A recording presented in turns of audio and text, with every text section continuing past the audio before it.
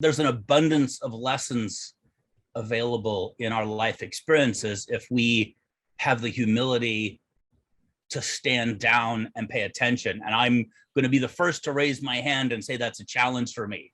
I don't want to, just because I declare it, I don't want people to think, oh, well, you got that shit figured out. It's easy for you. Well, it's definitely not. It can What be. do you mean by that, Brad? Stand down. Well, let me tell you the first thing I was going to tell you first, and then I'll step over to that. The first thing I was going to tell you, because I think there's a lot of information about who we are deep in our core if we examine some of those impulsive ambitions. Like you're talking about your son wanting to be a ninja.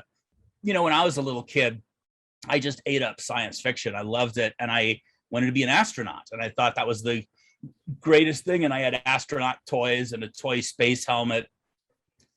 And I thought it was blasting off and going to exotic places and meeting green people with antennae. I thought that was, freaking fantastic. But when I became old enough to realize that I would probably have to join the military and do grueling training and undergo, extreme physical discomfort and never meet the cute green girls, I thought, well, maybe not.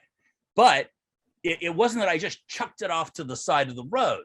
I thought about, well, what was it? I mean, if that's really what it is, what about what I thought it was calling to me? And it was the imagination. It was the this whole other world, these completely different people who, apart from Giger's alien, a lot of them are benevolent.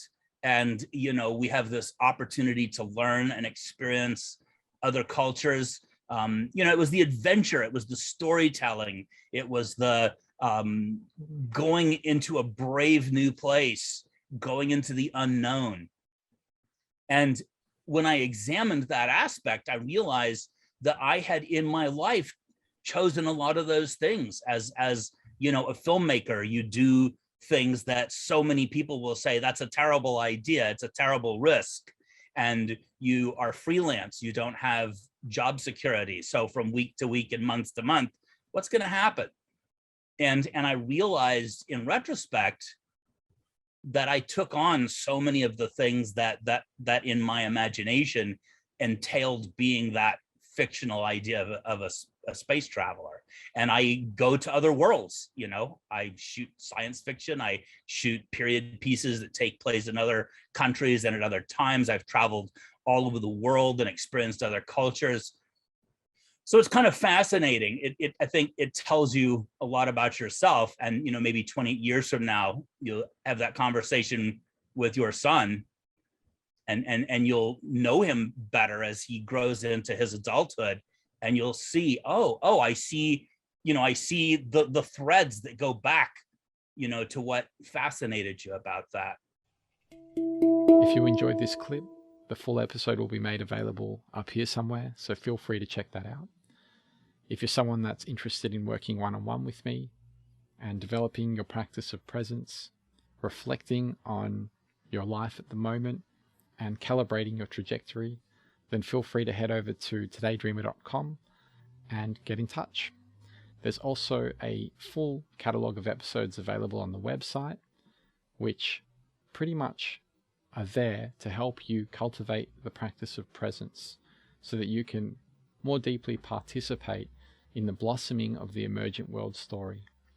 So there's episodes on rituals, meditation, different ways you can cultivate presence, find meaning in life, working with psychedelics, and a whole host of other things that, surround spirituality and surround this idea of coming back to this moment right here and right now, and deepening almost like your connection with yourself and with others through intimacy, relational practices.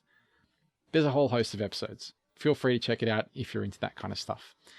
Anyways, thank you for your attention and for sharing this moment with me in the here and now. And until next time, be well.